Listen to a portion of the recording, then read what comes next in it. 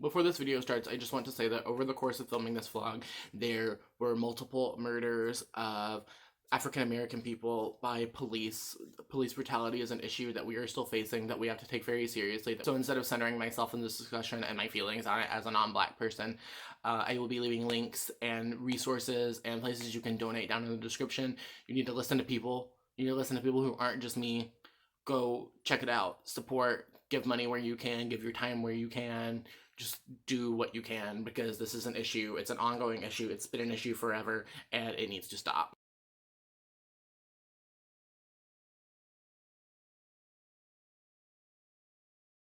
Hey y'all, it's Bear, and today we're gonna read some Aries books. So in light of Aries season, I decided to be a little bit impulsive and start a video series that I've been wanting to start for about a year now. I started getting the idea for this series whenever Kayla from Books and Lala posted her video reading like an Aries for a week. So watching that kind of gave me the idea to do this video series on my channel. So I'm reading like an Aries throughout Aries season. So I have 4 books here that we're going to read in this vlog today. So I picked 2 of my Aries friends who are also community members and chose one of their favorite books to read for this.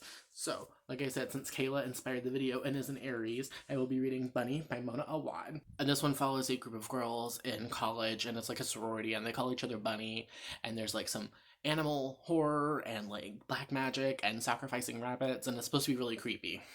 We have Neil, who is a bookstagrammer who I will link down below, so go check out his stuff. And he said that one of his favorite books was All Boys Aren't Blue by George M. Johnson, which is a nonfiction memoir manifesto that came very, very highly recommended. It was on so many people's favorites of 2020.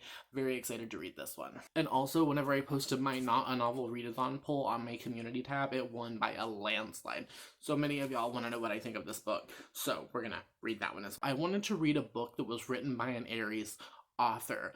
Not a lot of authors have shared their actual birthdays on the internet. So it'll say like, oh, they were born in 1986, but it won't say the month. Authors don't owe us that personal information, but it was hard to find an author that I had on my TBR and was interested in, because a lot of the lists that are made up are classic authors or like huge New York Times bestselling. Like, I don't want to read James Patterson, no offense. Like, probably 30 books sitting right here on the floor, where I just got done, before sitting down and filming this, I just got done going through all of the authors, Googling them to see if I could find their birthday or their zodiac sign. I've been doing this for 35 minutes, but I did find one. I have one book on my whole TBR that I can find that was written by an Aries, and that is Lagoon by Neri Okorafor. This one is recommended to me because I like Doctor Who. I've talked about that a bit on my channel. Super excited to read this. It takes place in Nigeria, and it is like a first contact alien invasion story where like aliens have like crash landed into this lagoon. Is probably the category I'm most excited about, and that's that I wanted to read a book that was an Aries. So I have decided to read a book that was published during Aries season. So this book, the book Birthday, falls into the Aries season. And I have She's Too Pretty to Burn by Wendy Hurd. This is a sapphic modern-day Dorian Gray retelling. So right off the bat, I'm noticing a color palette, and this could just be coincidental.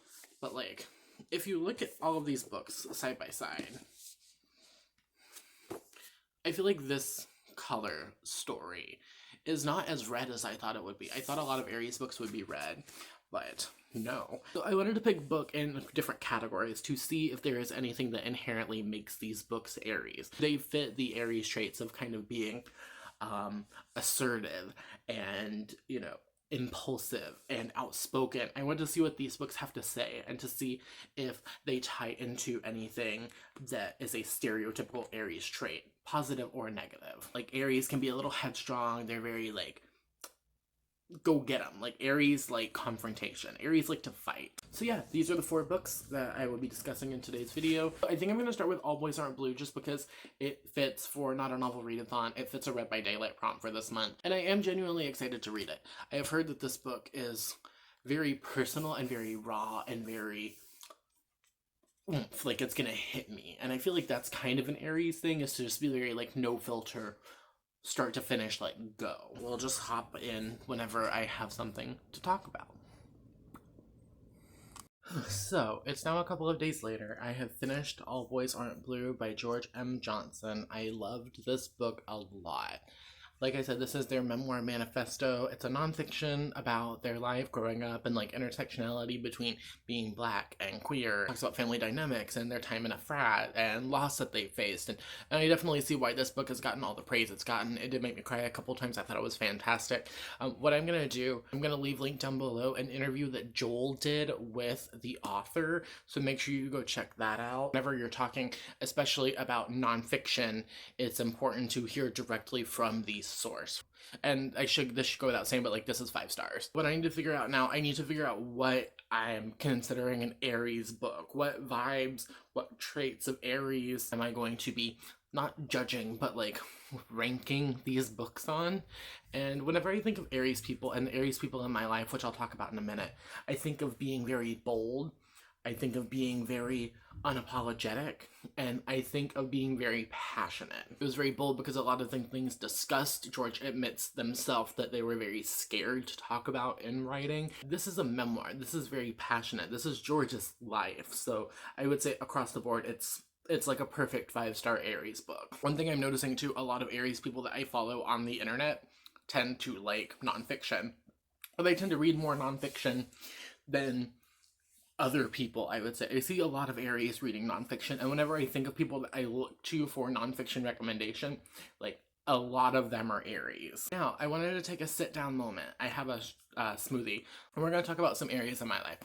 So, my mom is an Aries. My mom is like the living embodiment of an Aries, and if I were to look at my mom's birth chart, would probably be like a majority fire sign. My mom's a very bold, very headstrong, very passionate person. My stepmom, who recently passed away, was also an Aries, and I would say fit those qualities as well. Was very headstrong, very bold, very like in charge of things. My youngest sister, who is 8, is also an Aries. And I think she probably has a little bit more water in her chart than everyone else, but she's definitely an Aries. She's very like, it could just be because she's 8 and she's the baby of 5, but she feels like an Aries to me, very like my way or the highway. One of my best friends, Kirsten, is an Aries, and Kirsten, I have read Kirsten's birth chart, and Kirsten has like 5 placements in Aries. Kirsten thrives on fighting with people. You really see it come out in her. You see like passion come in her whenever she's really fighting for something. And that's, I think, a very Aries quality. All of the people I've mentioned, whenever they fight for something, like that's whenever you see that spark behind them. That's when you see like that switch that like flicks on.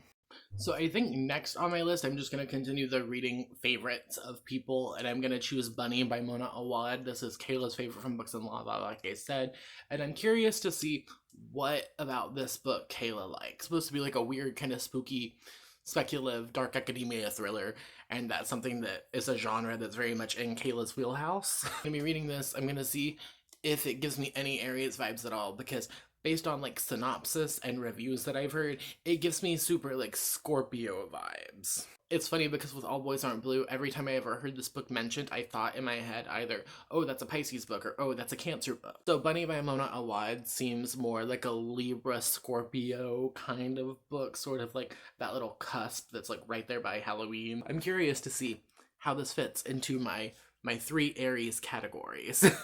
So, it's been about 5 days since I've updated you, because it's taken me 5 days to make any kind of progress in Bunny.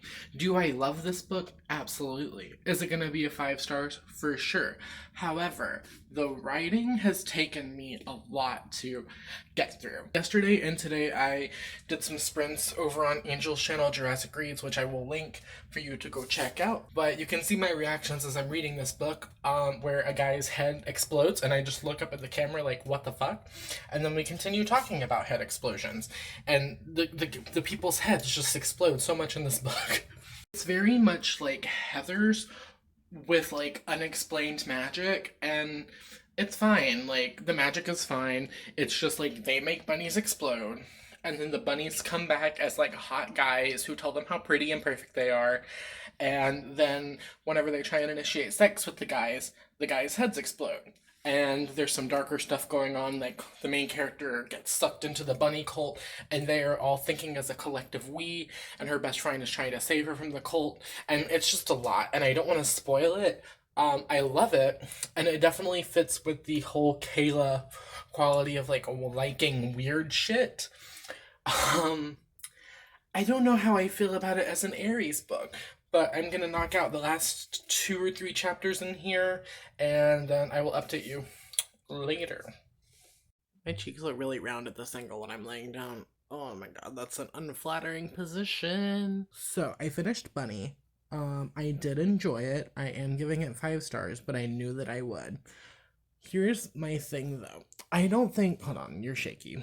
I don't know that this is a typical Aries book. I don't think that it will appeal to every single Aries.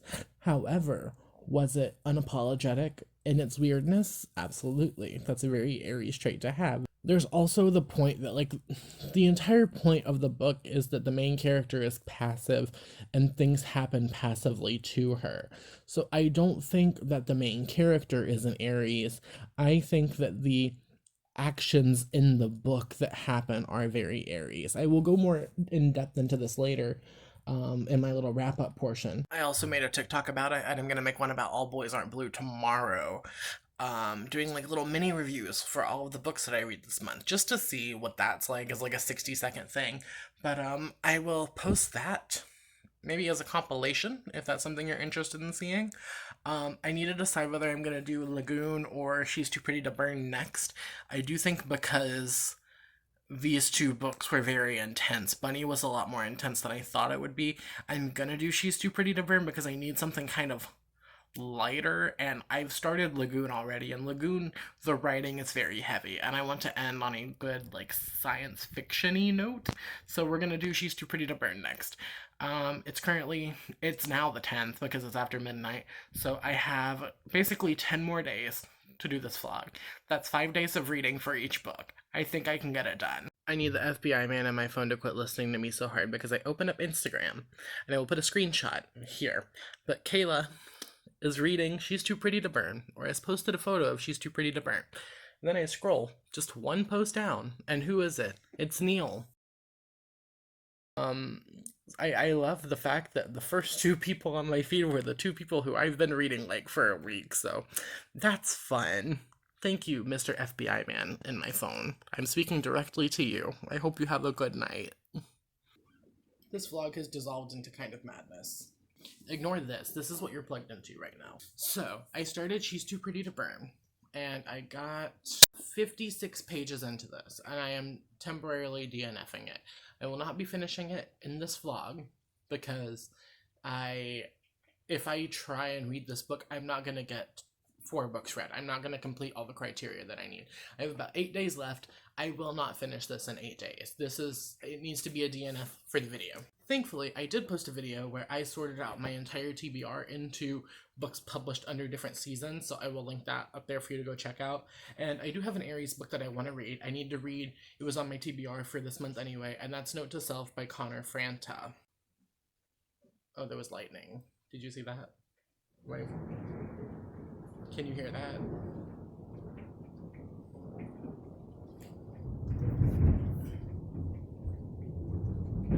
Come on. Come on. Are you done? Jesus. So that's been preventing me from filming today.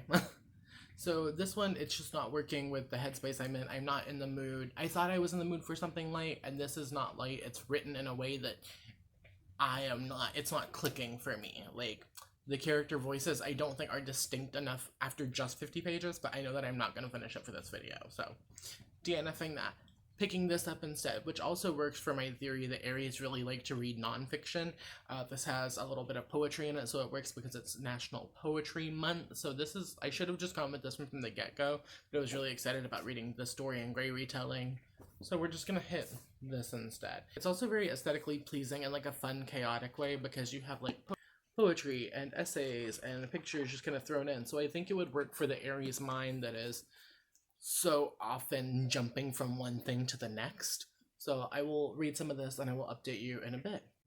Hi there. It's a little bit later. It's almost 11 o'clock at night, and this is the same day. I know I've worn like 3 different shirts in this one day clip, but it's the same day that I started Note to Self and I finished it. Do I think this book is a good read for Aries? No. The formatting is good for Aries. You have lots of like full-length pictures and short poems and stuff. I think that will appeal to Aries. However, do I think like this book itself is an Aries? No. This book feels like very Virgo energy to me, which makes sense because Connor Franta is a Virgo. The text, though, the things that are discussed, I think Aries will appreciate the section on Connor reflecting on business. However, there's not a whole lot of Connor reflecting on his business because a lot of this is about a breakup. Didn't realize it was going to focus so heavily on like a relationship that had failed and like coming back from that and figuring out who you as a person, which like great. It's awesome to have those discussions. I feel like it could have been trimmed down a little bit more if we're talking in an Aries lens. Do I think this book is great for what it is? Yes. Did I personally enjoy it? I would give it like a 3. I thought it was fine. But on an Aries scale, it's like a 2. So I'm excited for this next one because since Connor's book felt like such a Virgo to me, and he is a Virgo, I'm excited for Lagoon by Nnedi Okorafor because Nnedi Okorafor is an Aries. I don't think it'll take me a full week to read it. I've already started it and I am on page 30. So I'm excited to jump into this and see what happens with this. I accidentally matched my outfit to this. It's cute. Hi, we have a shaky cam coming live at you from my bubble bath because self-care is important. I finished Lagoon. I really enjoyed it. I give it 5 out of 5 stars.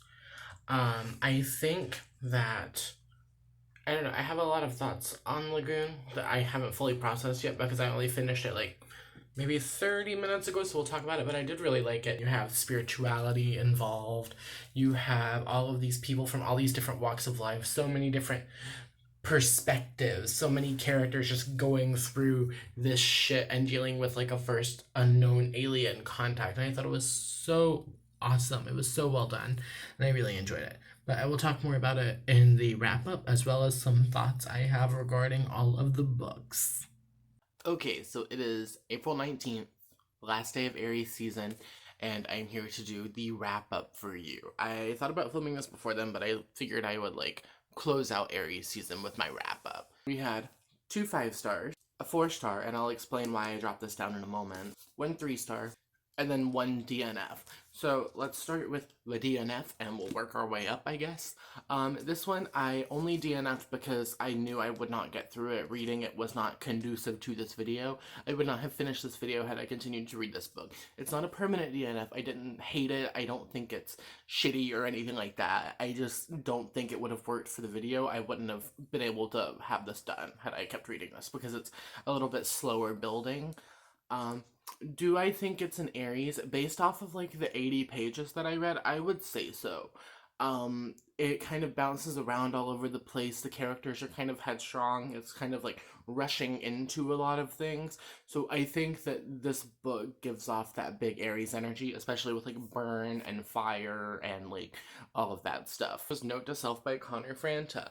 I did enjoy this book. I thought it was fine. I don't know that I have as much of a crush on Connor Franta now as I used to. Maybe I don't like diary style nonfiction because it is told in like a diary style. He says at the beginning of the book, this is like unfiltered diary like thoughts. So maybe that's just something that doesn't work for me, and I'm kind of figuring out what I like and dislike in nonfiction. Do not think that this book that was published in Aries season is going to be something that Aries enjoy. Then we move on to the 4-star, which is Bunny by Mona Awad. And this book, on further contemplation, I'm glad that I read it earlier in this video so that I could really sit with my thoughts on it because I haven't stopped thinking about this book. Usually that is indicative of a 5-star. However, my one issue with this book is it uses sexuality as a spoiler, and it's done in such a subtle dropping way, right?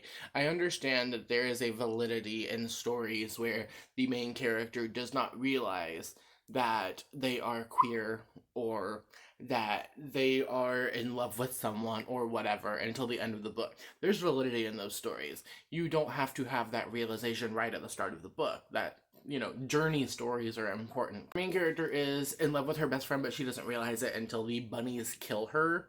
And then she's like, oh shit, I'm heartbroken because I'm in love with her.